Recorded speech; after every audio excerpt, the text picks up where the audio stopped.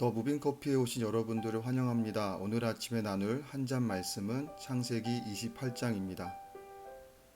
에서와 야곱이 태어날 때 하나님께서 큰 자가 어린 자를 섬기리라 말씀하셨는데 이삭은 처음에 이 말씀을 잘 이해하지 못했거나 설마 야곱이 정말 언약의 후사가 될 것인가 그런 입장이었던 것 같습니다.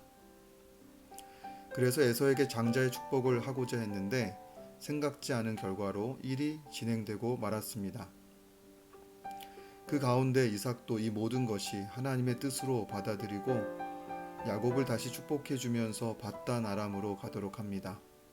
그리고 에서는 이스마엘의 후손 중에서 마할랏을 아내로 맞이합니다. 그리고 야곱이 밧단 아람으로 가는 길에 잠을 자는데 꿈에 하나님이 나타나셔서 야곱을 축복하시고 아브라함과 이삭에게 하셨던 그 언약의 말씀을 야곱에게도 동일하게 해주십니다. 야곱은 일어나서 베개로 삼았던 돌을 기둥으로 세우고 제단을 쌓는데요. 그곳을 베델 하나님의 집이라고 부르게 됩니다. 에서와 야곱의 이야기에서 한 가지 생각해 봐야 할 것은요. 먼저 야곱은 자신이 장자의 축복을 받으면 모든 일이 빠르게 잘 진행될 것으로 생각했던 것 같습니다.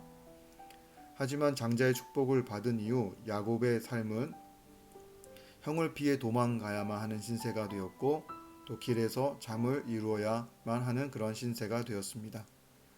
아마도 야곱의 계획이 없었던 일들이 발생하게 되는데요. 하지만 야곱이 계획하지 않은 그런 상황에서 하나님을 만나게 되었다는 것이 중요합니다. 그러면 왜 하나님은 에서가 아닌 야곱을 선택하셨는가? 야곱이 에서보다 더 나아서인가? 아닙니다.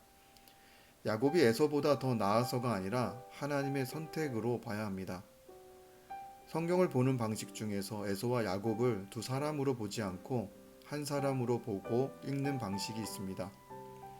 동전의 앞과 뒤가 다른 것처럼요. 우리에게는 에서의 자아가 또 야곱의 자아가 있다는 것입니다. 아브라함과 이삭처럼 야곱도 실수하고 실패합니다. 야곱이 에서보다 더 나은 사람이어서가 아니라 하나님이 야곱을 선택하셨다라는 것이 중요합니다. 성경은 또 하나님은 누가 누구보다 더 나아서 이런 비교의 방식으로 선택하지 않으십니다. 하나님은 우리 모두를 모든 인간을 사랑하시고 선택하셨는데요. 야곱이 에서보다 더 나아서가 아니라 야곱도 형편없는 그런 인간이지만 하나님의 선택으로 변화되어 간다는 그 사실이 중요하다는 것입니다. 그래서 우리는 에서의 삶을 살 수도 있고 야곱의 삶을 살 수도 있는 존재들입니다. 그러나 우리는 야곱으로 살아낼 수 있다는 그 복음의 소식을 들었기에 우리 역시도 연약한 존재들이지만 야곱처럼 하나님의 언약을 믿음으로 나아가는 삶을 살아내야 하는 것이지요. 바로 하나님의 선택으로 살아가는 나인가, 나의 의로 살아가는 나인가, 그 고백이 중요하다는 것입니다. 야곱은 자신이 하나님을 선택할 수 있을 것이다 라고 생각했던 것 같습니다.